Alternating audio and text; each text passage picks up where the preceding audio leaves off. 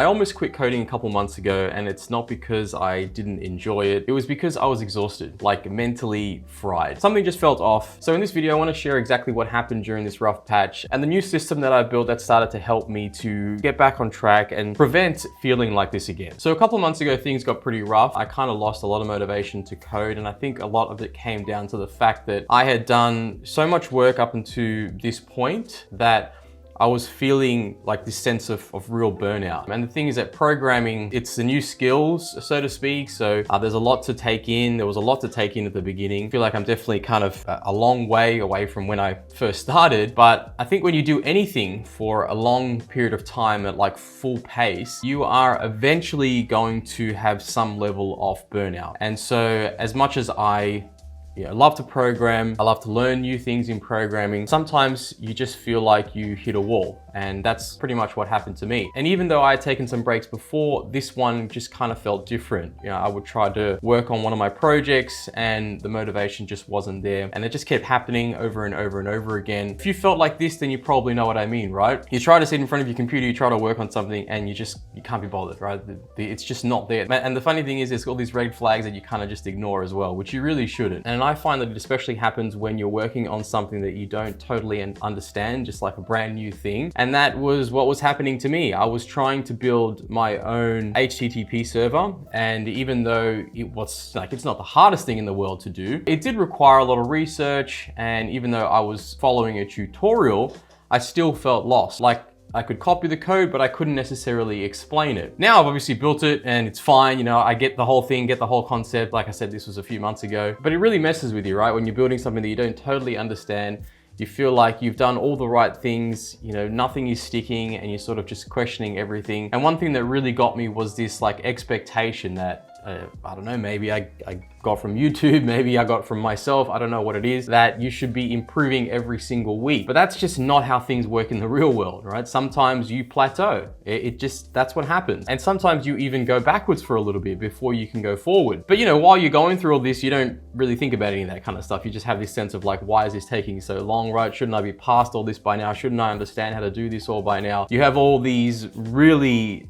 like kind of toxic thoughts that don't help you at all. And so it was when I was going through this that I sort of felt that perhaps I've hit my limit for a bit and it was time to step back and actually take a break, like actually take a real break, really stepping away for a bit, for a couple of days. And I did that and I felt great. I felt refreshed. I felt like I could come back and, with more vigor and more motivation than I had before. And so reflecting on that experience and how I sort of worked myself to a certain point, it made me realize that this is probably going to happen again. I do tend to have a pretty high work ethic with certain things. And so it is going to get to a point where, I'm going to feel like, oh, okay, this is happening again. I probably need to step away. And so I thought, wouldn't it be great to know when it's going to happen? And that's when it occurred to me that I should really be tracking the amount of hours that I'm putting into programming so that I can understand when I'm gonna hit this point again. And when I do understand it, then that's when I know that I should start to really consider taking a break. And so what I've started recently doing is I've started tracking all of my hours, that I'm putting into programming and other things as well. I've started tracking my hours a lot more diligently with a habit tracker that I created in Notion. And I'll pop it up on the screen now so you guys can have a quick look at it. Essentially, I just wanted to know how much time I was really putting in instead of just like kind of guessing. If I was doing 4 to 6 hours per day, every day without breaks, then obviously no wonder I was feeling fried. Once I started to see how many hours I was putting in on paper, it gave me a lot more permission to sort of slow down because I'm understanding, okay, I'm putting in some serious hours here. There is no reason why I shouldn't be taking a break here and there. And so I'm trying to treat programming more like a game, right? So if I'm banking hours, I go to my habit tracker and I put those hours in. And so I know where I'm at in case I am starting to feel like, I need to take a break. So yeah, I have this daily tracker now in Notion that I'm tracking a whole bunch of other things as well, not just programming, but I'm also tracking things like my fitness, how many hours I'm putting into my fitness every day, whether I go for a run, I don't go for a run, how much I'm reading every single day, how much sleep I'm getting as well the night before, because sleep is a huge determinant of your productivity throughout the day. And it's really helping me to keep track track of what is happening in my life so that when I start to feel that same burnout, I can go back, have a look at my data and see like, oh, okay, well, that's probably the reason why I'm feeling like this. I put in a lot of hours into programming. I haven't necessarily been getting the right amount of sleep. Then you can see there's some correlation between why I feel the way that I feel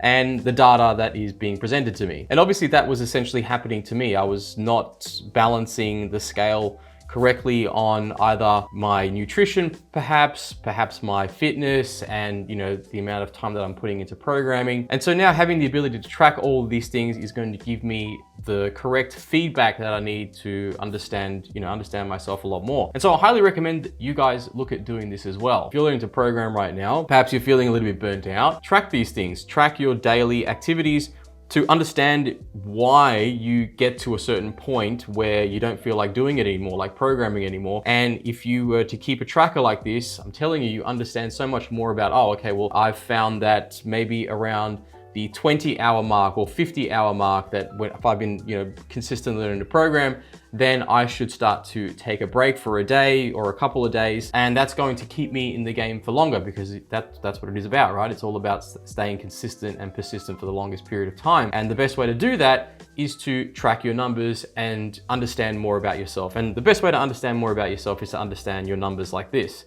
in a habit tracker. I mean, for you, it might be different. You might be like, after 100 hours, you need to take a break. Whatever your number is, that's what you need to figure out. And the only way to figure this out is to track it every single day. So I would recommend creating a habit tracker like this in Notion, super easy to do, and start tracking these numbers. You need to take note of what works for you specifically. It doesn't necessarily mean that it works for me, it needs to work for you. So figure out what's important throughout your day, whatever fitness thing that you go to, if you go to the gym, or if you go for runs, or if you do BJJ, whatever it is, track all those sorts of hours, and then track the things that are important to you, like your nutrition, track maybe your calorie intake, whatever it is, and start to understand more about you as a person on sort of a numbers level, rather than kind of how you feel. Figure out your numbers and figure out, okay, well, if you're starting to get to a certain point where you are feeling burnout, go back, have a look at your numbers and see, okay, well, I'm a little bit off in this area, or I've done, I've overloaded in this particular area, and that's probably why I am feeling the way that I feel, and I need to bring it back to some sort of balance. You're not a machine, right? That's the fact of the matter. You're not a machine. Your brain needs time to process all the new information that you're learning. Your brain needs downtime as well. I mean, think about your muscles when you go to the gym. Your muscles need time to rest. They can't be continuously working out, and your brain is very similar. And so understanding these numbers and tracking these numbers will help you to understand how much more you can push your learning, how much more you can push your brain, until you get to a point where you say, okay, now is time to take a real break. Looking back now, there were signs that I should have noticed. I was avoiding doing any work. I was opening up my code editor, but then I was just shutting it down. There was a lot of these just kind of red flags along the way that I ignored, that I probably shouldn't have. And so with this new system now, I'm already starting to see the benefits, right? It's getting a lot clearer to me as to how many hours I'm putting in, to when I should take some time off. For me, I'm finding that once I get to kind of that 30-40 hour mark of programming consistently, whether I'm, whatever I'm working on, whether it's work, whether it's my own projects, whatever it is, that I should take a break. For you, it might be different, but you're not going to know that until you start tracking your numbers. And so the more that I understand about this, the more that I understand about my kind of motivation cycle, when my motivation peaks, when it starts to dip. And the only way that you can understand this is through, tracking your numbers through a habit tracker. I don't know what to tell you. Life is all about systems and math, right? And figuring out the right systems for you and figuring out the right numbers for you as well. So if you're feeling the same level of burnout, it's probably a sign that you need to take a break too. And if you do take a break, I'd recommend to create, a very simple habit tracker like this, and start tracking your hours and learn more about yourself. And it really does help, and I think it just will double your productivity. And you also start to understand, what kind of level of expert you become. They say it takes 10,000 hours to be an expert in anything. If you get to 1,000 hours in something, you're gonna be pretty damn good. So tracking these hours also keeps you motivated to understand, oh, okay, if I get to, 1,000 hours, or if I get to 2,000 hours, I'm becoming pretty good at this particular thing, especially when it comes to programming. So you can gamify your life by doing this, and I highly recommend that you do it. It's really been keeping me on track, and I know it's gonna help you as well. So give it a try. I'll see you guys in the next one.